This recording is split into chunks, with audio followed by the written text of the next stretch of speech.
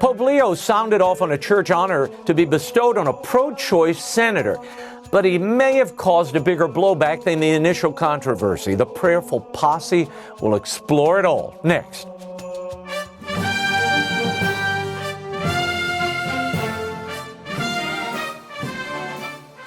Welcome to an important Prayerful Posse. Be sure to go subscribe to the show now. It's a wonderful way to show your support for our work, and it's totally free, or you can visit RaymondArroyo.com. Let's convene the posse. Canon lawyer, priest of the Archdiocese of New York, Father Gerald Murray, and editor-in-chief of the CatholicThing.org, Robert Royal. Gentlemen, boy, do we have a week. Last week, we reported on the 10 U.S. bishops decrying Cardinal Cupich's decision to bestow that Lifetime Achievement Award on Catholic Illinois Senator Dick Durbin. Durbin, of course, has been vehemently pro-abortion for decades. He's been banned from receiving communion in his home diocese in Springfield. Well, Durbin eventually refused the honor due to the firestorm, but only hours earlier, Pope Leo was asked by EWTN News in Rome about the controversy, and he said this. I'm not terribly familiar with the particular case. I think that it's very important to look at the overall work that a senator has done during, if I'm not mistaken, 40 years of service in the United States Senate. I understand the difficulty and the tensions, but I think, as I myself have spoken in the past, it's important to look at many issues that are related to what is the teaching of the Church. Bob, is it conceivable that the Pope, a Chicagoan, with 10 U.S. bishops, his bishops, protesting, and apparently the entire bishops' conference about to issue a statement on this Durbin thing, is it conceivable that he was not familiar with this case? Well, I'm sorry to have to say that I think he knew about it, but he hoped that he was pouring oil on the waters.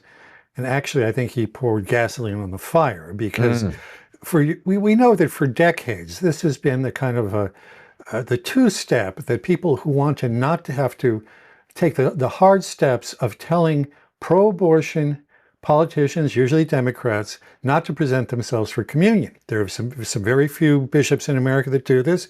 Bishop Paprocki in Illinois, Archbishop Cordileone even told Nancy Pelosi not to present herself. So I think he had to know about this, and unfortunately, he's getting his feet, and I think we have to allow him. I mean, this was a kind of a spur-of-the-moment question at a press conference, and he's getting his feet under him as a pope. But I think we have to hope that he begins to grow in the job a bit, because you can't keep repeating this same excuse that we've had for 40 years, that you can kill innocent life in the womb if somehow you're so-called good on other issues. That was refuted by then Cardinal Ratzinger back in a letter to the bishops of America in 2004. As we know, Cardinal McCarrick tried to misrepresent that letter to our bishops. But in fact, what Cardinal Ratzinger said is not all moral issues are on the same plane. And obviously, killing innocent human life is something different than being so-called good on immigration. Yeah, Father, it seems to me we have a trend going here. I mean, this interview, and I get that it was a walk by as he, left for Castel Gandolfo, but there's an easy way to deal with this. Don't answer the questions, okay? Wave and bless people and keep moving. But when you couple this statement with what we heard from that extended interview about church teaching, and if you change social attitudes, then we can change church teaching. I mean, is it important to look at many issues related to the teachings of the church while ignoring the most glaring one, Durbin's support for abortion, when considering a record of a politician? Yes, you mentioned the circumstances. It was actually in the evening he was leaving Castel Gandolfo, because Pope Leo has the custom now of going there every Tuesday to kind of do some work off-site and to relax a little bit. So yeah, he chose, the number one, why were the reporters allowed to be there? The Holy See could have shut him down and Pope wouldn't have even seen them, but they were allowed to be there. And then the Pope walked over and answered their questions. So I think what we're getting is a repeat of what Pope Francis did. And admittedly, Pope John Paul II and Benedict did similar things, which is to grant access to reporters who then, of course, talk about topics that are in the news.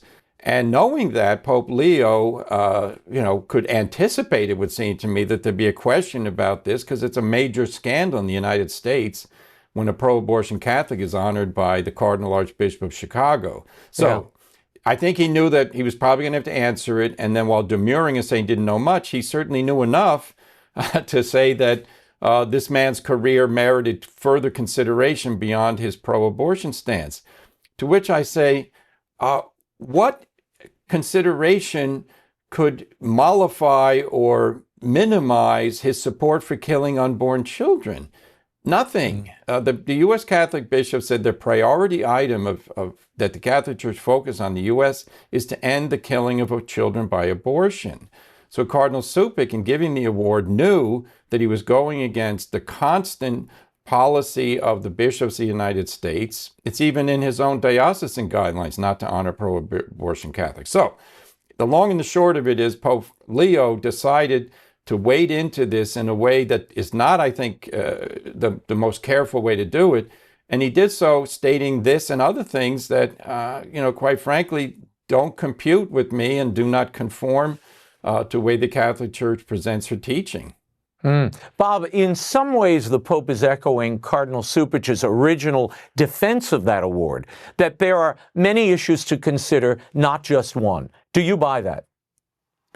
No, look, as I said earlier, this is what we've been hearing for decades from bishops who don't want to take a hard stance and recognize really what is at stake here.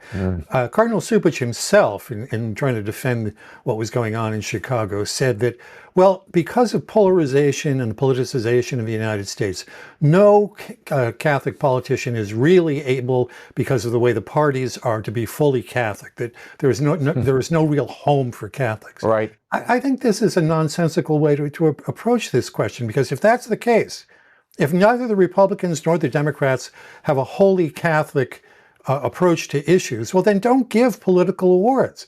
I was in Chicago last week and I spoke to a group called Aid for the Women, which was created independently right after Roe v. Wade, and for all the years since Roe v. Wade has been defending women, helping women with problematic pregnancies, giving them homes to live in, helping them take care of their babies, getting them jobs afterwards. This is an organization that for 50 years has defended life in Chicago and the general Chicago area. You want to honor somebody? Honor them. If the politicians don't come up to snuff, then fine. Politics is not entirely separate from Catholicism, but we don't have to honor anyone. There's no urgency to do that, especially when we have somebody who is flagrantly not only in favor of abortion, but in favor of gay marriage and a variety of other things that contradict Catholic teaching. All right, I want to move on to the next portion of Leo's comments. Here he talks about the meaning of the term, Father, pro-life. Someone who says I'm against abortion but says I'm in favor of the death penalty is not really pro-life. So someone who says that I'm against abortion but I'm in agreement with the inhuman treatment of immigrants who are in the United States, I don't know if that's pro-life. You don't? I don't mean to be impertinent, but he's the Pope. Why doesn't he know, Father? Well, he's posing, rhetorical questions to make a point without stating it flat out. Instead of saying if you're in favor of the death penalty, you're not pro-life. He says, I don't know if they're pro-life. Well, as a matter of fact, the Catholic Church has never taught that the death penalty is immoral. And this is a big problem that we inherited from Pope Francis, where he changed the catechism of the Catholic Church. And he used very puzzling language where he said the death penalty is inadmissible. Not a moral category. That's a prudential judgment about the use of a penalty. But is it inadmissible because it's immoral, or is it inadmissible because there are too many mistakes when you use it? Well, in other things, Pope Francis said that it is a violation of human dignity to use the death penalty. So that indicates he thought it was immoral. So with all that background, Pope Leo is continuing that line of thought.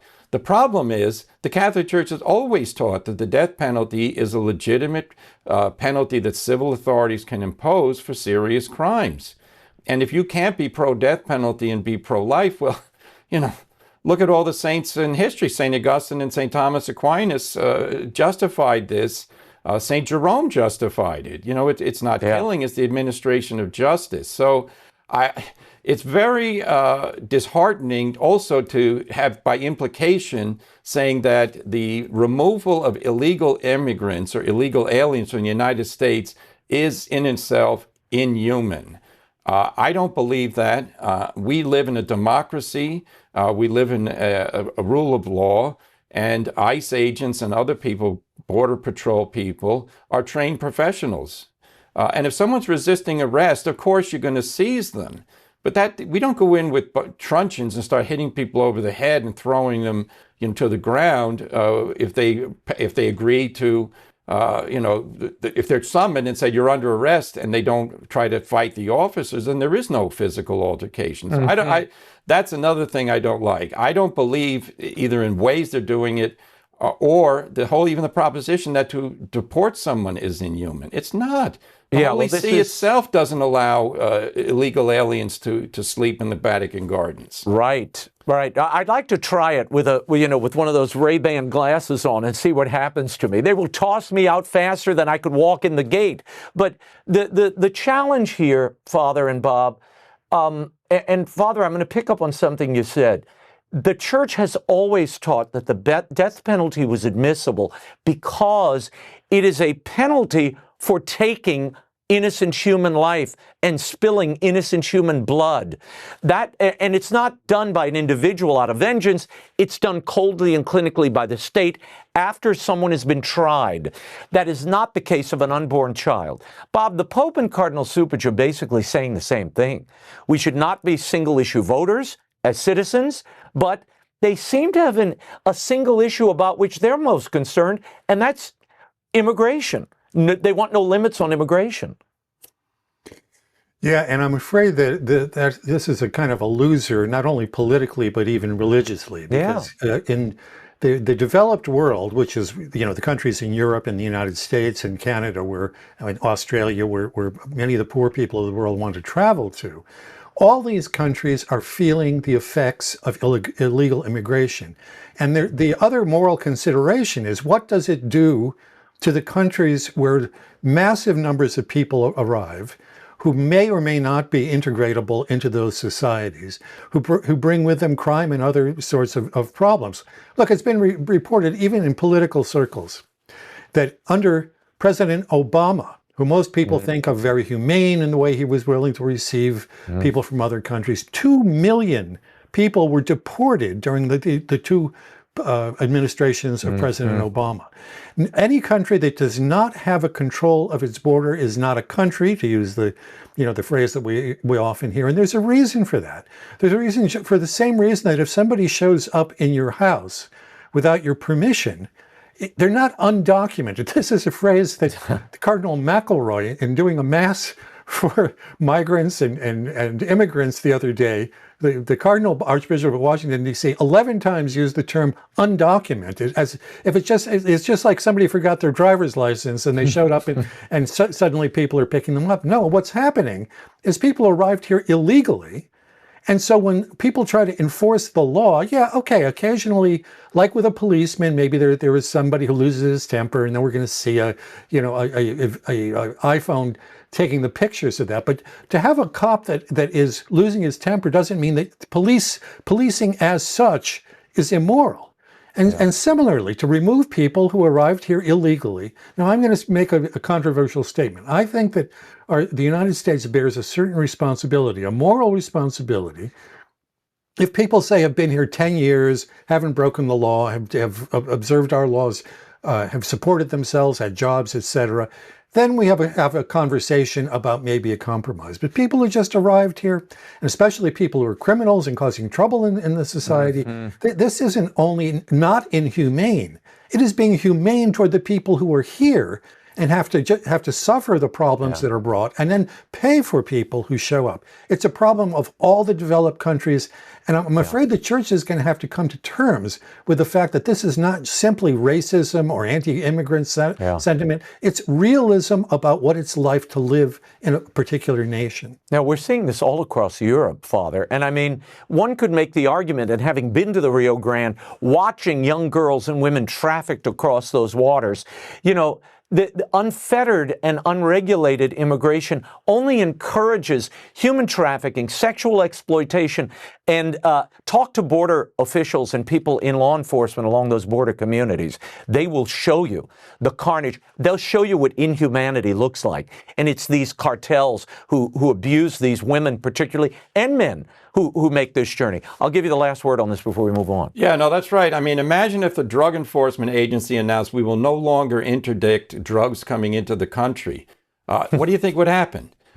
This is what happened in the last administration. Would it be inhumane to say, now we're going to stop the drugs coming? Of course not. It's the same thing with people. Now, people are not objects, they're personal beings, but personal beings have moral responsibility. And when you arrest them, you're reminding them, you had a knowledge that you were entering illegally. Therefore, you have to be responsible for your acts. And as the administration has said, if you voluntarily self-deport, you have a chance to come back in the future. So our country is a country based on law and justice. It's not inhuman or inhumane to say, I'm sorry, people who come in here illegally cannot stay. Well, also, in light of what we're seeing, law enforcement shot, attacked, I think it's very, very dangerous for anyone in the public domain, particularly religious leaders, to somehow say that person is inhumane. They're inhuman in what they're doing. That's targeting people who are enforcing the law, and in many cases, Catholics who are enforcing the law. But I want to move on. This is the next part of what Pope Leo had to say about the complexity of the life issues. Watch. They're very complex issues. I don't know if anyone has all the truth on them, but I would ask first and foremost that there be greater respect for one another and that we search together both as human beings, in that case as American citizens or citizens of the state of Illinois, as well as Catholics, to say we need to, really look closely at all of these ethical issues and to find the way forward as church. The church teaching on each one of those issues is very clear. Father, the Pope calls for respect and that we're somehow searching together for what? A clear moral teaching on the gravity of abortion? What are we searching for? Well, I would ask the question, forward toward what? And as you know, the Catholic Church is a body commissioned by God. Christ commissioned the church to teach the truth. So we know where the truth is. The truth which sets us free is in the teaching of the church. And those who are faithful to the teaching of the church have the truth. So when you say nobody has all the truth, well, okay, that's a way you can justify that statement. But we have to be quite clear. Pro-abortionists are peddling lies and falsehoods. People who defend the right to life are propagating the truth. Now, the last thing I'll say is, I respect people, but I don't always respect their opinions. And that's the logic that we live life on. If somebody walks into my church and wants to say a prayer, I'm very happy.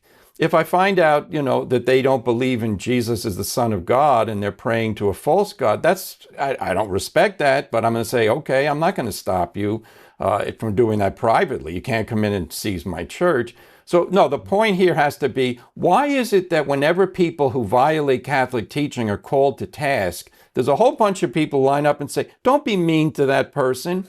He's only doing what he thinks is best.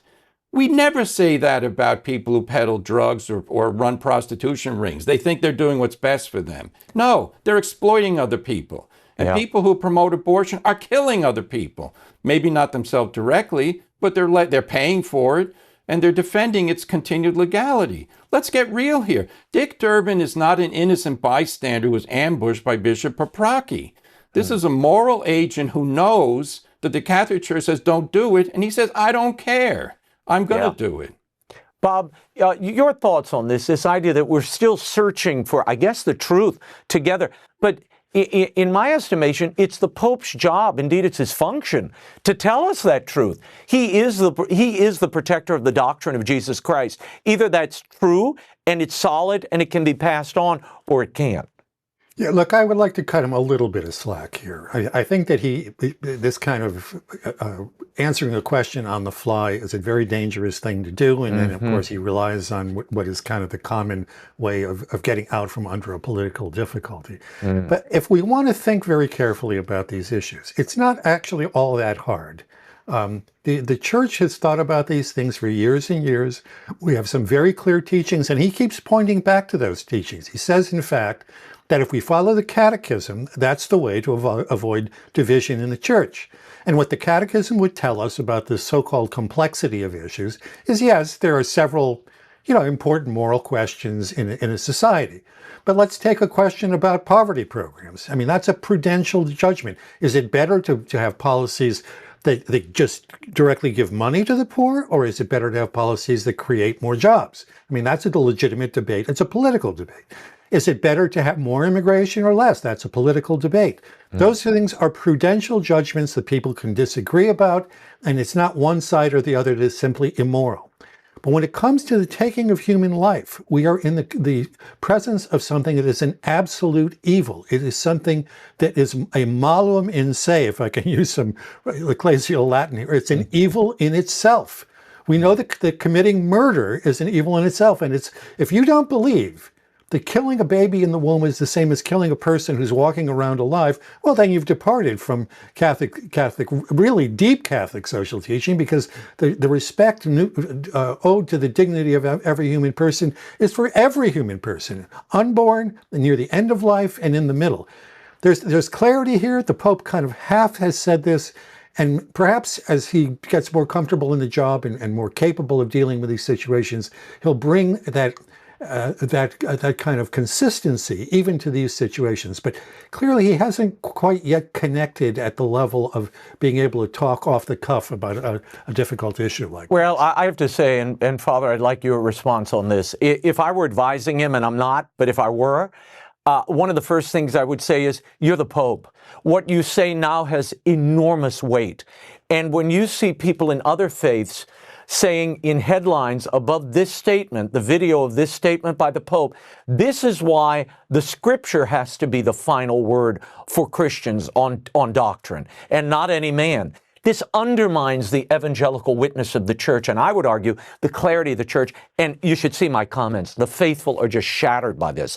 Father, your reaction to that, whether the Pope should continue Pope Francis's trend of kind of doing these off-the-cuff interviews, and do you think this Durbin refusal was really a faith-saving operation? Well, no, as regards to interviews, he should not do interviews while he's walking out of a building, or I would say even on a plane. The Pope is the principal teacher of the Catholic Church, and therefore what he says is paid attention to. If a bishop in a faraway place says something, very few people hear it. The Pope is heard universally. Plus, he's the guarantor of truth because he enjoys the charism of infallibility. Now, he's not invoking that here, but he knows that his responsibility is to teach infallible truths on a constant basis. So I would say no more interviews like this. What I would say is give teaching that is accessible. In other words, the colloquial style of an interview should also be reflected in his writings. And, you're a good editor, Raymond and Robert, you know what it is. Concision allows people to read something and not fall asleep, So too many of the documents in the church are 150 pages long. The only ones who read it are those paid to read it, like people like us. So on that point, I'll say that's the way I would go. Now, on the deeper issue that we have here, I think the Pope has to, take stock that if he's going to say, I really don't know enough about it, and then talk about it, then he says he really does know enough about it. But I would say, as Bob did, I don't think he knows enough about it in one sense, because this involved not simply Cupich and Durbin. This involved other bishops. It involved the U.S. Bishops' Conference. Right. It involved the entire non-Catholic world looking with wonderment at the Archbishop of Chicago, because he did something no archbishop in the United States has done, which is to single out a pro-abortion man of some prominence and say, you deserve an achievement award for your lifetime activities. This is, evangelicals don't expect this. Jewish people who are against abortion say, wait a minute, I thought you were on our side, Cardinal Cupich. So it's a problem. But to pick up on that, though, Bob, don't you think by the Pope weighing in this way and trying to almost give some cover to Cardinal Cupich on this question, the whole Durbin Cupich scandal that the bishops were up in arms over, that's kind of been blown away. Now we're talking about the Pope, who is freelancing on these moral issues and can't really say that abortion is of a higher grave matter than immigration reform. Well, I think he can. And again, I would say that I think he's finding his way. He's admitted that, to be playing on a world stage like this is something that he's never done before. So look, we can hope and pray that he's going to mature in the job and become more capable of what's doing. And I wouldn't neglect, as Father rightly said, that there were 10 bishops. And we know, at least we hear, because it's hard to get insider information about this, that the entire U.S. Bishops' Conference was preparing a statement about this. I mean, they've crossed swords with Cardinal Cupich in the past, and Cardinal Cupich in the past had the support of Pope Francis, of course. But I think, from what I'm hearing, that the Bishops' Conference told the nuncio here in Washington, and they alerted Rome to the fact that there was a statement coming out. And so, to get in between all of that, I think that what Leo probably wanted to do was to keep himself out of it, and he didn't have the chops yet to just stay away from it. And he probably doesn't want to be a micromanager in places even like Chicago, which he is from. But still, if you're going to be the Pope, you have to measure every word. I often say there are two people on earth who have to measure every word: the Pope of Rome and the President of the United States, because both of them can have world-shattering effects from the words that they pronounce. Yeah. Father, I think you could call this episode the last victory of Theodore McCarrick in some way. I mean, Bob referenced this earlier, back in 2004, when Cardinal McCarrick met with the future Pope Benedict, and the U.S. bishops wanted to deny communion to John Kerry, another Catholic politician who supported abortion. McCarrick basically suppressed the letter written by Cardinal Ratzinger advising the bishops to meet with politicians, warn them, and if they continued in their public, manifest sin, deny them communion. And he added this quote, I'm going to read this, it's so important. There may be legitimate diversity of opinion, even among Catholics, about waging war and applying the death penalty, but not, however, with regard to abortion or euthanasia. My question to you, Father, is what changed? What changed is the man occupying the throne of St. Peter. I mean, that's obviously what changed. But also what changed, I think, is that Pope Leo has demonstrated that he is much more comfortable in talking about these issues in a way that represents an attempt to find an accommodation with people who promote abortion and other horrific things in the life of the church. Certainly, his statements in his interview to the Crux reporter, Elise Allen, regarding how we're going to deal with the question of homosexuality in the church, and that was previous to that was James Martin having a private audience and coming out and saying the Pope said, continue your work. This is not how John Paul II and Benedict managed things. This is how Pope Francis did things, and I think we're seeing more of that. Back to the McCarrick thing, though, I mean, as people may be aware that he was a very fraudulent person in so many ways. Yeah. He tried exactly to prevent Cardinal Ratzinger's letter to the bishops from being in their hands. He summarized it for them. Fortunately, it was leaked and made the media. In fact, I compliment EWTN because they put it on their website. And that's where I got a copy of it. So, yeah, the fact of the matter is, the good of the church demands that its leaders speak consistently and truthfully and not do this dance routine where if a cardinal says something, nobody can criticize him because he's a cardinal. Thank God the 10 bishops stopped that. But now the next question is, well, Holy Father, now that you've said this, there are other concerns that are raised. Would you please address those? I hope and pray that the American bishops would tell the Pope that we need more clarity when it comes to these type of teachings. Well, here we come to the point of clarity and the Pope's role, the Pope's job, if you will, in the church. The Pope was also asked about, in Italian, about U.S. foreign policy and the distinction between the Department of War, which is its new name, and the Department of Defense, the former name before Trump changed it. He said this, I'll read it to you. This way of speaking is worrying because it shows each time an increase in tensions. This vocabulary, even shifting from Minister of Defense to Minister of War, let's hope it's only a way of speaking. Certainly, they have a style of government where they want to show strength, to put pressure, and we hope it works. But that there will not be war. One must always work for peace. Bob, it's kind of ironic the Pope is urging clarity of language when he just had this moral, quicksand he was caught in. Isn't this a prudential judgment entrusted to elected authorities to name departments in a government whatever they want? Well, we keep trying to gauge how much our American Pope actually knows about America. Maybe he hears about America from certain people. I don't think he spends a lot of time probably reading American newspapers, and God knows what the American newspapers are like these days, especially the Chicago Tribune, if he's reading that, which is very, very far left publication. But, I would point out this, since we try to talk like Catholics when we deal with these issues, we have in the church something that is called just war theory, not just defense theory, just war theory.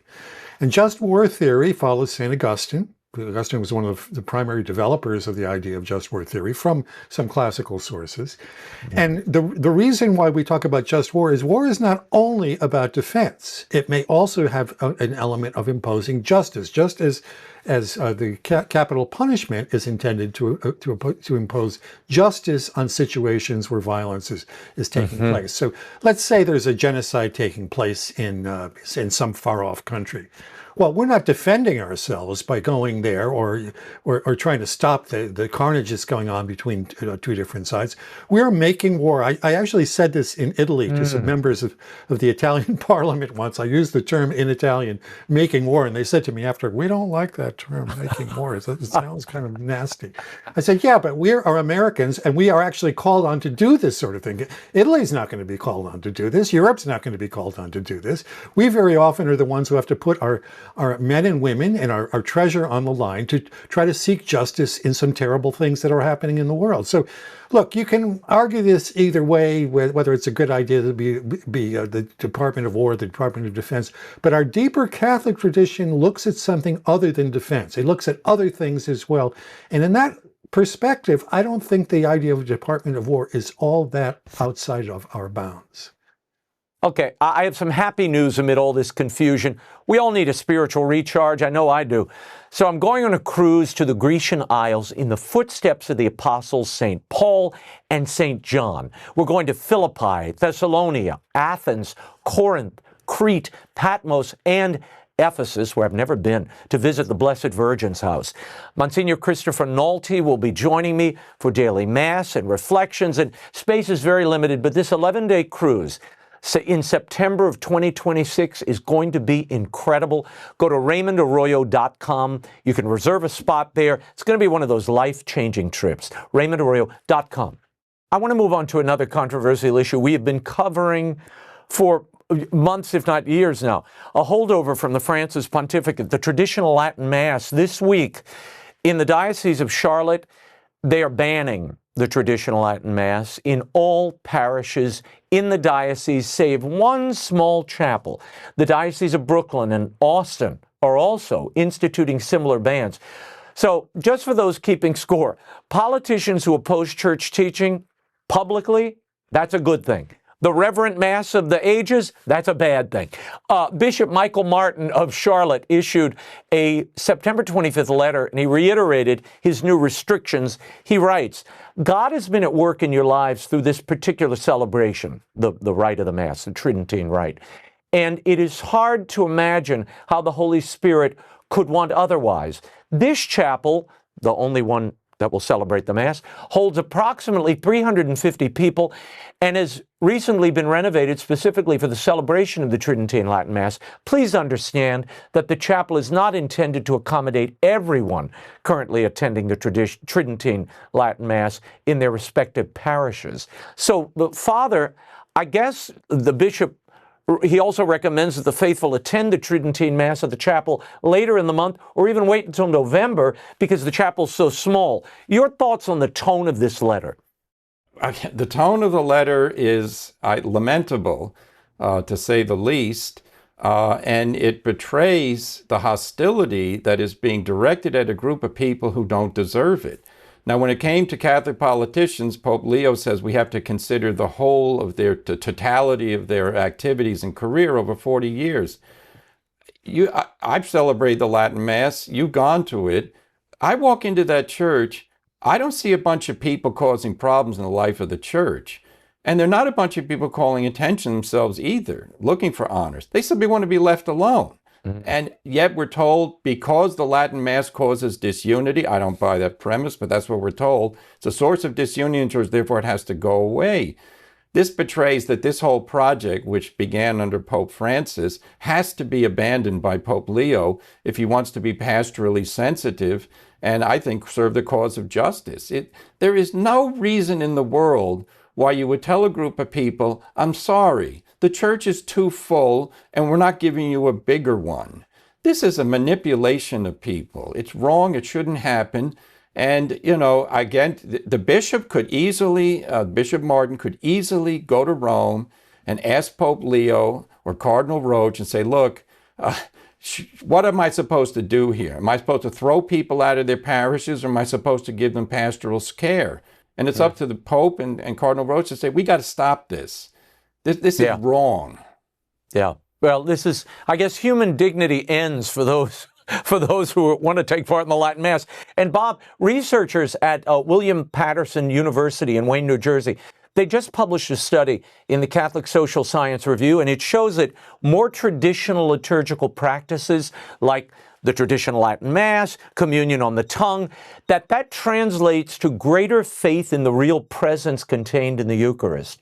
Though the study finds that only about 57% of Catholics surveyed believe in the real presence of the Eucharist, that number is significantly higher among those who expressed a preference for communion on the tongue or attending the Latin Mass. So if the Church is so concerned about attendance and reaching the young and belief in the Eucharist, they spent millions on this, why are they suppressing this traditional form of the Mass? Yeah, I have to confess that I'm always a little skeptical of sociological surveys. So I hope those numbers reflect the reality that you just described, Raymond, because look, good sociologists try to be careful with their data, and I don't mean to impugn all of them, but this sort of thing. Do we know whether the people who go there self-select because they go there because they already believe in the real presence, say, or vice versa? But in any event, there's clearly a correlation between these two, if not an actual causation. And we know that our bishops have been trying to raise the visibility of Eucharist. They've been having Eucharistic processions, Eucharistic conferences and whatnot. So if this is one of the, to put it kind of in a pedestrian way, one of the tools in the toolbox, why throw it away? It's useful. It doesn't, as Father rightly says, it doesn't seem to really cause any problems. If there had been a conflict between people in the Latin Mass and others in North Carolina, well then, we understand that a bishop needed to take steps. And, this apology, it just doesn't sound right. I mean, if you really didn't want to harm the liturgical practices of a people, you wouldn't. You wouldn't tell them that what they've been doing has been great, but sorry, you're not allowed to do it anymore. So, what's the motivation behind this? We know that this Bishop Martin tried also he proposed at least some radical steps like, not kneeling to receive communion, not receiving communion on the tongue, removing everything on the altar so that there would be an unobstructed view of the priest. I mean, his intentions are really even more radical than this, which is already quite radical itself. So what's the motivation? I don't know, but it just doesn't strike me as something that a Catholic bishop at this point in 2025 in the United States of America should be doing. Yeah. I want to move to something else that happened in the Vatican. Father, you're going to love this. 1,000 religious leaders, climate experts, and political leaders are at this meeting at Castel Gandolfo, and it's called Raising Hope for Climate Justice. And also attending was that climate expert and Catholic former governor of California, Arnold Schwarzenegger, who he praised on the Vatican for its commitment to be the first carbon-neutral state in the world. He called the Vatican a powerhouse for environmental activism and then said this. Every single one of these 1.4 billion Catholics can be a crusader for the environment and can help us terminate pollution.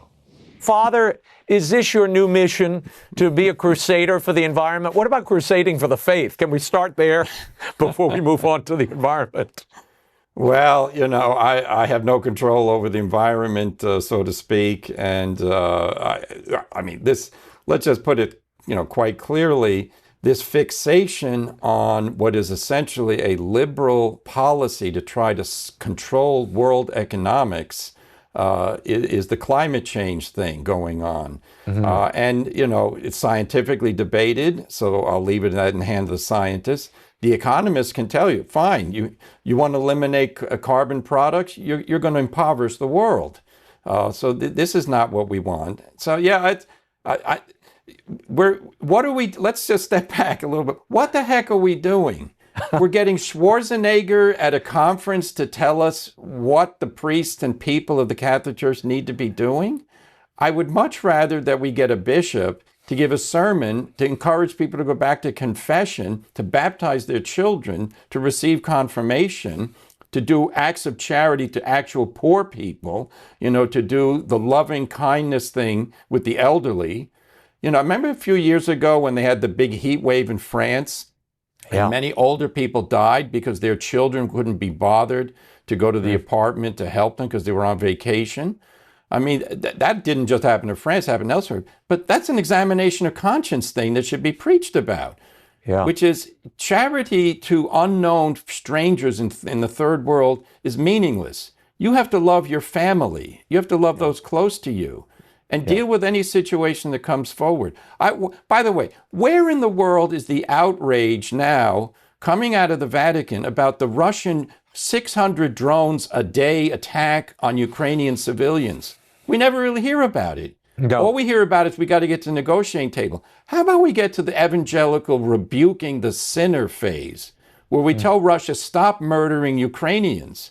I would be much happier if the Holy See's political approach were directed toward identifying and supporting the legitimate rights of Ukraine not to be attacked by Russia. Well, again, Father and Bob, I get so many notes from people, look, I have evangelical friends, I have Jewish friends, I have people who have no faith at all, but they're interested in what the Catholic Church is saying. And they're certainly, because of the media attention, fixated on the Pope. And I got a ton of questions about this because just look at the visuals of this, okay?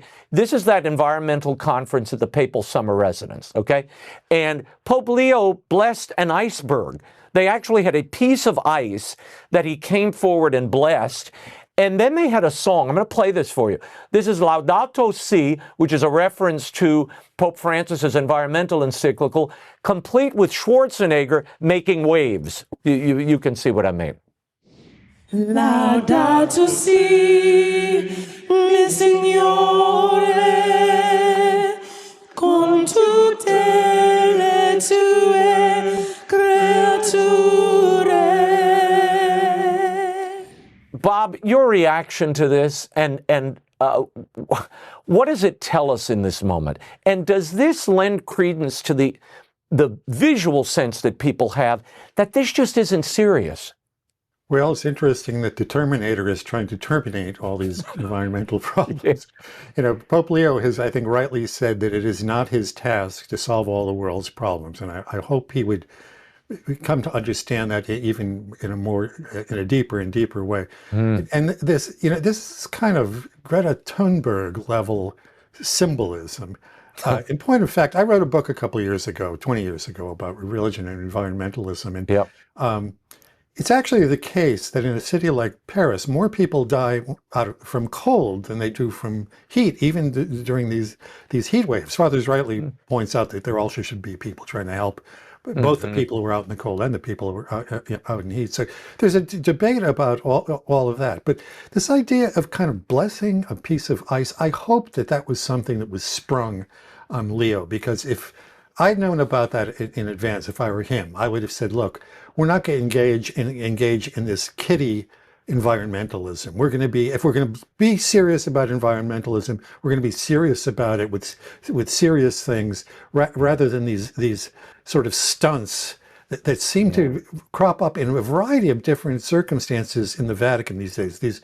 These drone images that are over St. Peter's, and some sort of crazy concerts that are being held in St. Peter's Square. There's something that's broken loose inside the Vatican that I think if I were Leo, I would pay some attention to, because it's a very undisciplined way that a lot of people are trying to send out messages. Yeah, and Father, this is very UN. I've seen these kinds of, pseudo-blessing, ritual practices with, audience participation, waving the waves and all that stuff. You see this at the UN a lot. Well, you were across the street from the UN for years. You're more familiar with this than I am. But what did you think when you saw this? Well, this is theatrical and sort of self-congratulatory in the world of environmentalism, because they thought up a new way to get attention for themselves, putting a big chunk of ice in front of the Pope and having him bless that.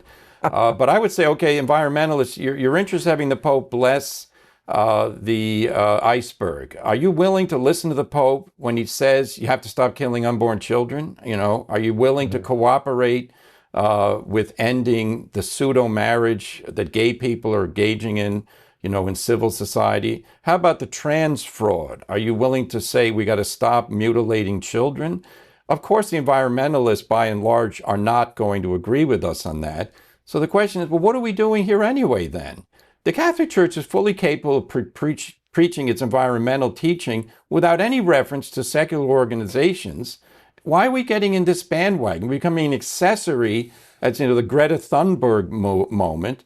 And, poor Greta, she started out as a high school kid who was put forward, and now she's become an anti-Israeli activist. I mean, what is this? We don't want to, this is not our world to be as the Vatican. Yeah, when I first saw that iceberg, I thought maybe it was a Titanic re-release or something. I didn't know what they were doing. But the interesting thing here is, as you spoke, it reminded me, Arnold Schwarzenegger thanked the Pope for putting solar panels on the roof of the buildings. Well, it was Pope Benedict that did that, actually, on Paul VI Hall.